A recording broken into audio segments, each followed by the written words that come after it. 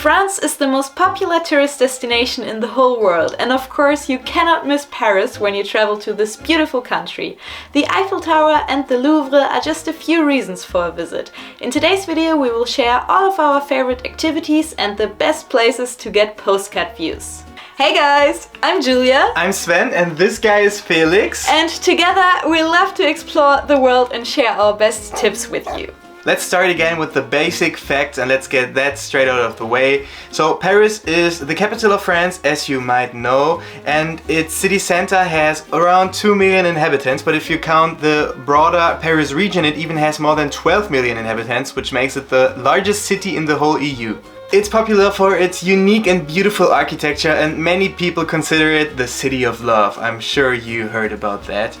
And this year's Summer Olympics is taking place in Paris, so if you plan a trip to Paris, this video is probably for you. Next up is how to get to Paris. So most of the people arrive in the city through its airport, Charles de Gaulle. So this is the largest airport. You can also take a train going to Paris because there is a great railway network leading to Paris from basically any major European city. For example, from Cologne in Germany, from Barcelona in Spain, or even from London. You can also drive, of course, to Paris, which is what we do most of the time because it is just the most convenient way with a dog. But be prepared if you drive to the city because the traffic can get very crazy and very difficult, especially at this huge and famous roundabout at the Arc de Triomphe. So there are like 8 lanes and they're pretty much no rules. There are no rules, so everyone is just driving, but it works somehow, but just be prepared for that. We took this roundabout I think 3 or 4 times already and we were afraid every single time. But surprisingly, nothing ever happened and we also never saw an accident. Yeah, I think the first time was the most scary time and the second and third time it got a little bit easier because I just thought, okay, well, I would just drive through it, it will be fine.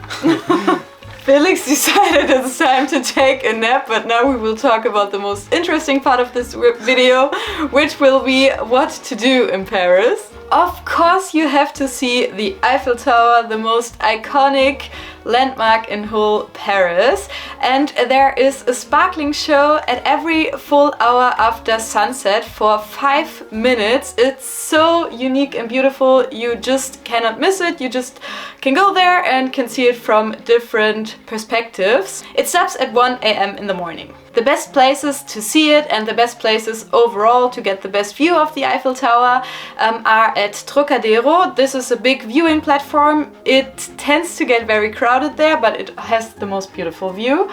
You can also go to Champ de Mars, which is more like a big meadow and also very nice. You can have a picnic, bring some drinks, for example, or you go to the street right in front of the Eiffel Tower. Many people take pictures there, but it's obviously a street, so there are cars, and if you go there and take a picture, be careful of the traffic. Some other beautiful viewpoints to get a nice view of the Eiffel Tower are, for example, Rue de l'Université, which is probably the most famous one. But also Rue Saint-Dominique or Rue de Saint-Camion. I'm not sure if I pronounced it correctly, I'm sorry. And also, of course, the bridge. The bridge is called Pont de Bir Hakeim. Yes. With those columns. Yeah, it's very special. Super nice. You get the best postcard view from there, or you can just go to the river and this is maybe even a secret spot because we've been there a couple of times and there are no people. I don't really get why. Because it has a direct view on the other side of the river. There is the Eiffel Tower.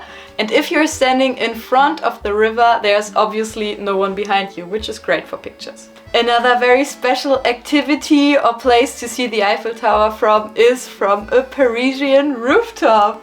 We did this once because it was a dream of mine and it was kind of illegal and a little sneaky to do that. So we basically booked a photographer on, I don't even remember where. I think we just found him on Instagram, right? Yeah, maybe. And he knew a rooftop, but he didn't live in the building, so he kind of sneaked us in, and also another group of like models. Photo shoot. Yeah, they shot a campaign, a dress campaign. So we all kind of went up there. Yeah, it wasn't legal. but no one cared, and we had a very beautiful view. In that moment, it was like 2 summers ago. Sven hadn't proposed to me yet, and when we were there I was like, oh wow, that would be so perfect for a proposal. Oh my god. But it didn't happen. You really thought that in that moment? Yeah, I was like, wow, this would be so special, and we had a very romantic moment as well. You know, the funny thing was, I already got a ring for her to propose, but just for that trip I didn't have it with me, and for like half a year I was carrying it around with me in my backpack. But just for that trip to Paris, I didn't bring my backpack with the ring with it, and I didn't even think about proposing there. I don't know, I just didn't think about it. You were like, well, we're on a rooftop, the sun is setting, we're having a glass of wine, it's very romantic, we have a professional photographer with us. No, that's not a good time. To be fair, he proposed around half a year later on a very beautiful rock on the Canary Islands, and it was also very special. Well, I'm happy you say that. As you guys know, we travel to other countries a lot, and luckily we never have to expect an expensive roaming bill because we use Holafly eSIM. To enjoy unlimited data, we simply choose a destination on the Holafly app and the number of days we want to travel. We don't even need to change our normal SIM card. Once we arrive at the destination, we install the eSIM and get fast and reliable internet and don't have any roaming charges. Click the link in the description to find out more and get a discount on your eSIM. And now let's get back to the video. Of course, Paris is not only the Eiffel Tower, but also, for example, the Louvre. You cannot miss this museum. It is breathtaking, of course, with its most famous art piece, the Mona Lisa, the most famous painting in the world. But the Louvre also looks very nice from the outside. For glass pyramid, yeah, for taking pictures. It gets very crowded because it's so iconic throughout the day, so go early. Yeah. And in the region around the Louvre there are many other sites to see, like for example the Arc de Triomphe du Carrousel, which is just a smaller version of the Arc de Triomphe right across the Louvre. And there's also a very beautiful park right next to it, which is called Jardin de Luxembourg. Yeah, it's dog friendly, by the way. Many parks in Paris are not, but into this one there's an area where you can take your dog. I think another area is forbidden, but at some parts of the park dogs are allowed. And there's also a beautiful cafe right at the Louvre. I think it is kind of a tourist trap because it's very, very expensive, and we did have a breakfast there and it was not that good. No, it wasn't good at all. Yeah, but it was just too expensive, but we still did it because the view is just so nice, overlooking the courtyard of the Louvre and the glass pyramid, so we did it. Right across the street of the Louvre is the Palais Royal, which is also very beautiful. It has a stunning courtyard with those iconic white and black striped pillars. And if you walk a bit further, you will get to Place Vendôme, which is an iconic square in Paris. It just looks beautiful. Especially during the Christmas time, because I know now it's summer, but during Christmas they have so many Christmas trees put up there with beautiful lights, and it's just so nice. It's also nice in the summer. I mean, you probably have heard of the second nickname of Paris, which is the City of Lights. So whenever it gets dark, it's always beautiful, no matter if it's winter or summertime. We've already mentioned the crazy roundabout before. That's going around the Arc de Triomphe. And of course you also cannot miss this famous landmark. It's right at the end from the Champs-Élysées. So the famous shopping street where you will find all famous shops and stores to eat. There are so many restaurants. Maybe they are also kind of a tourist trap, but it's a great place to hang out. Yeah, I think it's also possible to go up to the Arc de Triomphe. We haven't done that before. The most romantic and probably also the most famous part of Paris is called Montmartre. You've probably heard of it.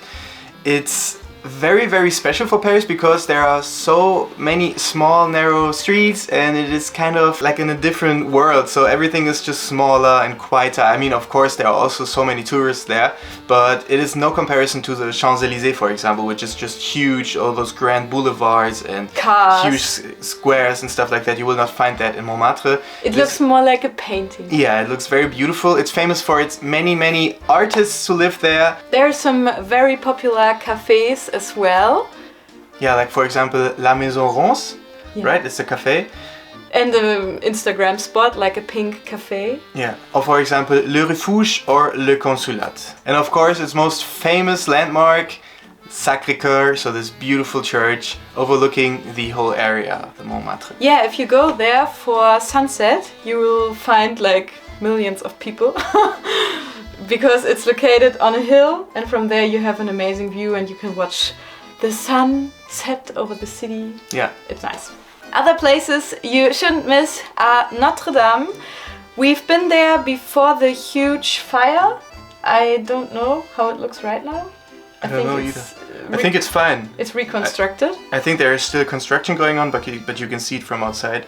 And I think it looks fine. And what's also great to see are all of the bridges, because there are so many in Paris. My favorite one is Pont Alexandre, because from there you can see the Eiffel Tower and there are some beautiful lanterns. It's just very picturesque. If you are into shopping and you want to go into a huge store, you should definitely try Galeries Lafayette. Galeries Lafayette Haussmann is the one that has a crazy Christmas decoration each year. So if you're there during that time, make sure to visit it. It's located on one of the higher floors. And one thing we also did quite a few times already is one of these touristy bus tours where you drive around and they tell you something about the landmarks. It's always nice at the beginning of such a trip because you get a great overview and then know where all the places are. You can hop on, hop off, but yeah, it's very touristy.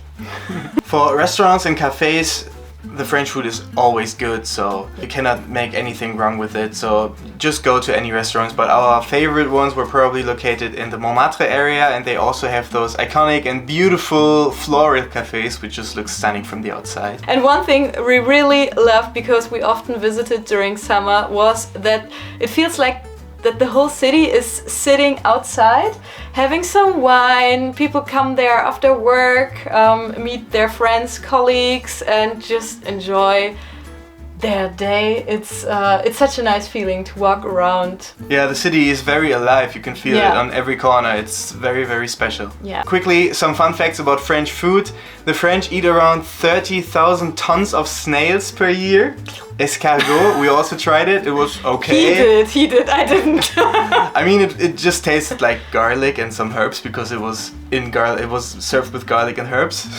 That's it. Another fun fact is that the croissant, which is super popular in France, was actually invented in Austria. And France produces around 1.7 million tons of cheese in 1,600 different varieties, which is just a lot. It is so much.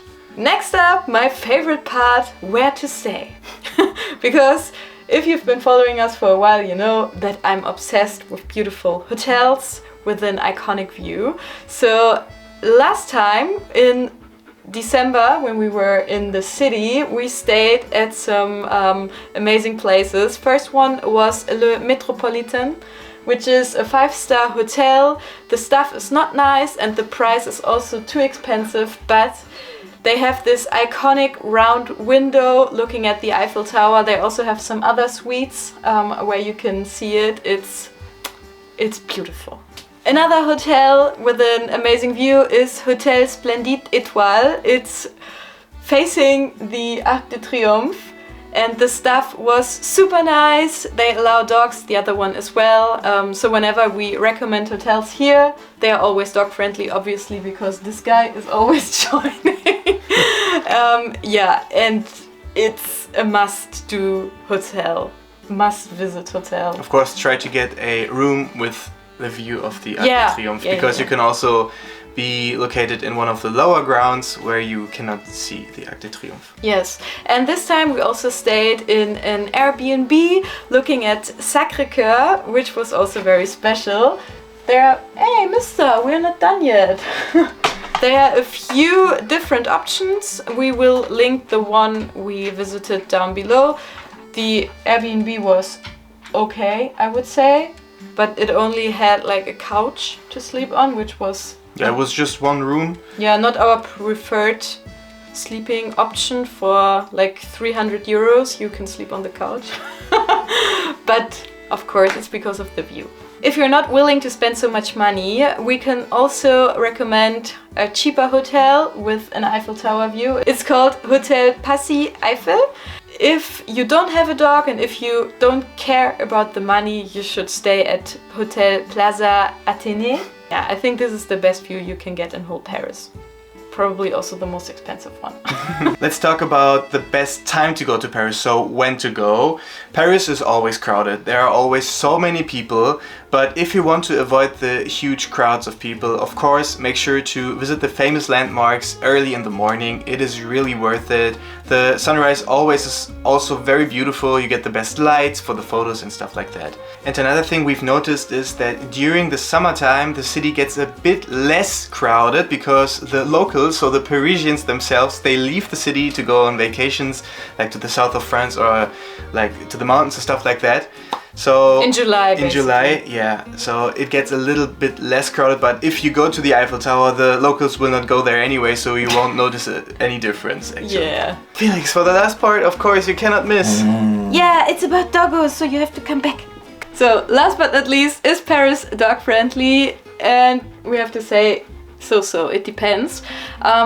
As I mentioned earlier, many parks don't allow dogs and we don't really understand why. Some restaurants also don't allow dogs. You have to ask in advance. But if you're fine to sit outside, this won't be an issue. And you can also take your dog to the public transport. By the way, I just noticed that we forgot one part, which is how to get around. So there's not much to say, you can just walk because it's always best to explore a city by walking. The public transport is great as well. You can just take the metros or buses and they are dog friendly, so it's not a problem to bring your dog. And if you drive with your own car, be prepared for very high parking fees. They can be around 50 euros per day, at least. Okay guys, that's already it for this week's video. We hope you liked it. If you did, please give it a thumbs up and subscribe to the channel. This would help us a lot. And yeah, so we'll see you again next week. Bye bye! Ciao ciao! To all the French doggo ladies.